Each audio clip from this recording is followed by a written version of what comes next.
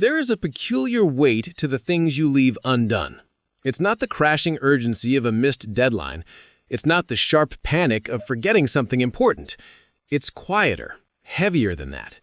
It's the course you signed up for and never logged into, the language app that sends you silent, judging notifications, the guitar in the corner, now more a piece of furniture than an instrument. You see these things not with anger, but with a dull, familiar ache, a sigh that lives in your bones. You tell yourself the story, and the story is simple. You are lazy. You lack discipline. You don't want it enough. But that story is a lie, and deep down, you know it. Because you can feel the want. It's there, like a faint pulse. You imagine speaking that language, playing that song, building that business. The fantasy is vivid, and it feels good. But then you turn towards the first step, the first small action, and something in you turns to stone. It's not exhaustion. It's not a lack of time. It's a deep, almost physical resistance, as if an invisible hand is holding you back from the very thing you claim to desire. The gap between the fantasy and the action feels uncrossable, and so you retreat. You scroll. You tidy. You do something else, anything else, and the weight of the undone thing grows just a little heavier. This is where the real story begins, not with laziness, but with avoidance. And not avoidance of the work, but avoidance of a much more profound shift. You are not avoiding the effort of practicing guitar. You are avoiding becoming the kind of person who plays guitar. You are not avoiding the study of French. You are avoiding the version of yourself who can order coffee in Paris, who thinks in a different rhythm, who has a slightly different mind. Every meaningful pursuit asks you to become someone new, and that is the true source of the resistance. Your current self, the one you know, is a stable, finished sculpture in your mind. It has its flaws, yes, but it is known. The future self, the one who has achieved the thing, is an unknown, and the brain, in its ancient wisdom, treats the unknown as a threat. So let's reframe this entirely. What you've been calling laziness is not a character flaw. It is a psychological immune response. Your mind is not trying to sabotage you. It is trying, in a clumsy, overprotective way, to preserve you, to keep the known you intact and safe from the existential threat of change. This system was built for survival in a world of physical danger, not for personal growth in a world of endless possibility. It misinterprets the discomfort of growth as a signal of danger. The anxiety you feel isn't about failing the task. It's about the death of the old self required to succeed at it. Psychologists call this self-concept preservation. Your identity is a narrative you've constructed, a story you tell yourself about who you are. I'm someone who dreams of writing a novel. That identity is safe. It costs you nothing. I'm someone who writes every day, who faces the blank page, who produces bad drafts. That identity is fraught with vulnerability, with evaluation, with the potential for a new and possibly disappointing story. Your brain would rather you stay with the safe, static story, even if it's a story of unfulfilled potential, than risk writing a new one where you are the uncertain, struggling protagonist. To understand this, picture your mind as having two governing systems. The first is the narrator. This is your conscious mind, the voice that plans, dreams, and sets goals. This year, I will get fit, it says. It loves the finished picture, the destination. The second is the gatekeeper. This is a much older, more powerful system, rooted in the deep structures of your brain, like the amygdala and the insula. It doesn't care about your dreams. Its prime directive is homeostasis, keeping things as they are. Its job is to manage energy and avoid threat. When the narrator announces a new goal, I will run every morning, the gatekeeper doesn't hear a plan. It hears a threat to the established order. It perceives the change in routine, the physical discomfort, the new identity of a runner as destabilizing. So it mobilizes resistance. It amplifies the feeling of tiredness when the alarm goes off. It feeds you rationalizations. It conjures up a vague sense of dread about the whole endeavor.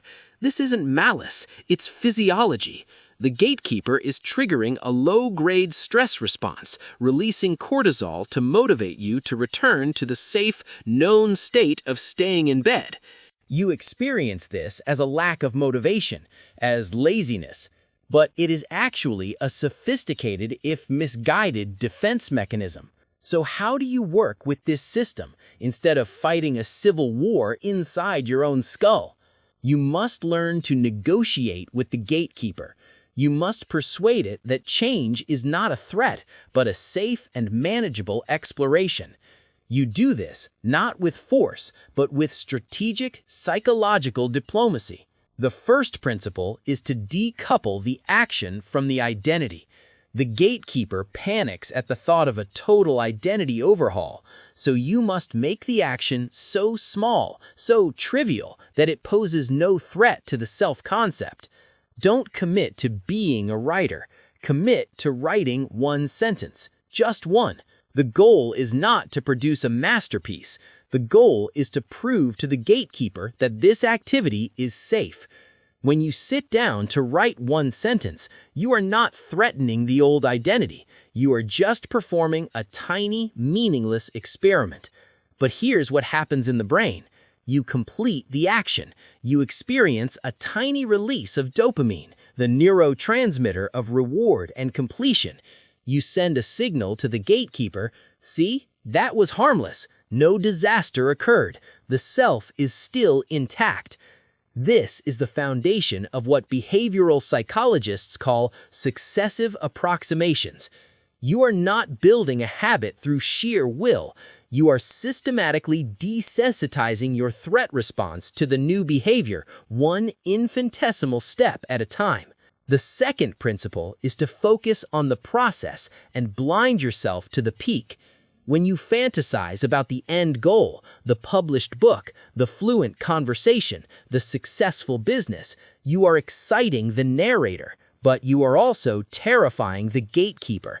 The gap between your current self and that dazzling future self is vast and threatening. So you must pull your attention away from the distant mountain peak and fix it solely on the next foothold. Create what psychologists call horizon goals. You can only ever see to the horizon, not to the destination. Your job is simply to walk to that horizon. Once there, you will see a new horizon. For example, don't think about learning coding. Think only about completing the current module, or even just the current exercise. In the gym, don't think about the ideal body. Think only about the form of the next rep. This keeps the gatekeeper calm because the required change feels local and manageable. It's not about becoming a new person. It's about doing one specific, concrete thing right now. This leverages the brain's tendency for implementation intention, a mental link that makes action more automatic. When X happens, I will do Y. The focus is on the trigger and the tiny response, not the grand outcome. The third principle is to seek the discomfort and name it.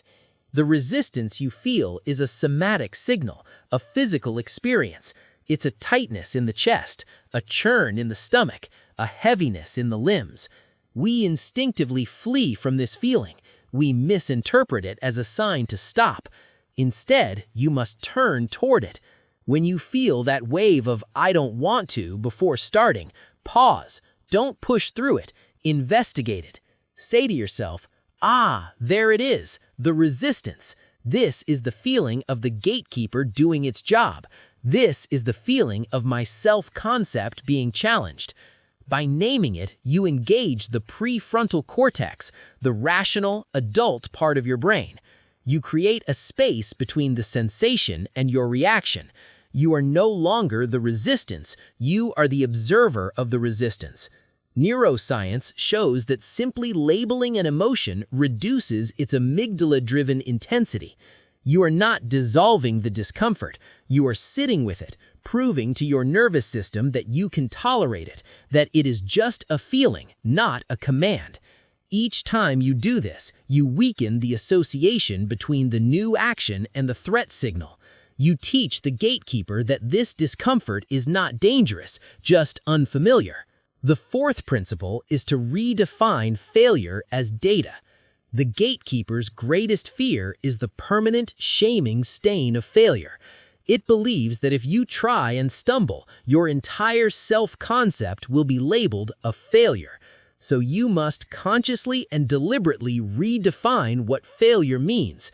In a growth process, there is no failure. There is only feedback. You are not a sculptor trying to carve a perfect statue from a block of marble. You are a scientist running a series of small, curious experiments. If you commit to writing one sentence and you write 0, that's not a failure. That's data. The experiment is, can I write one sentence at 8 a.m.? The result is no, the conditions were not right. What variable can I change? A different time? Writing it on my phone instead? This mindset, central to cognitive behavioral therapy, switches the brain from a threat avoidance mode to a curiosity and discovery mode. The gatekeeper relaxes because the stakes are lowered. You're not betting your identity on success, you're just gathering information. The outcome of an experiment is always valid, whether it confirms your hypothesis or not. The final principle is to practice identity sampling, not identity commitment. You don't have to declare, I am a painter. That's a massive, frightening commitment. Instead, for 30 minutes, you can sample what it might be like. You can think, for the next half hour, I will behave as if I am someone who enjoys exploring with color. This is a psychological trick known as acting as if. It allows you to try on a new self like a jacket with no obligation to buy it. After the session, you can take it off. You can return to your old self. But something subtle happens. The synaptic connections associated with that activity are strengthened, just a little. The new self feels a fraction more familiar, a fraction less threatening. Over time, through repeated sampling, the new identity ceases to be a foreign country and becomes a neighborhood you visit often. Eventually, you might decide to move in, but the decision comes from experience, not from a leap of faith. So picture this not as a battle of will, but as a gentle, persistent negotiation. You are the wise diplomat. Your narrator has a vision. Your gatekeeper has a legitimate need for safety. Your job is to bring them into agreement with patience and evidence. You present the gatekeeper with tiny, harmless actions, a single sentence, one short walk, 5 minutes of practice. You let it see that the sky does not fall. You collect the dopamine of completion. You focus only on the immediate horizon in front of you. When the old resistance rises, you greet it by name. You feel its texture, and you let it pass like weather. You treat every outcome as useful data for the next experiment, and you allow yourself to simply sample a new way of being, with no permanent vows required. This is the quiet work of becoming. It happens not in a dramatic moment of transformation, but in the accumulation of countless, non-threatening moments of small, safe bravery. The weight you feel is not the weight of laziness. It is the weight of a potential self waiting to be born. And each tiny, safe action you take is not just a step toward a goal. It is a quiet, firm message to the deepest parts of your mind. A message that says, it is safe to change. It is safe to grow. The person you are is not being left behind. They are simply being expanded, one peaceful, uncontested step at a time. The next time you feel that heavy resistance, that pull to do anything else, pause. Listen to what it's really saying. It's not saying you don't want it. It's asking you, softly, who you are willing to become. And now you know how to answer.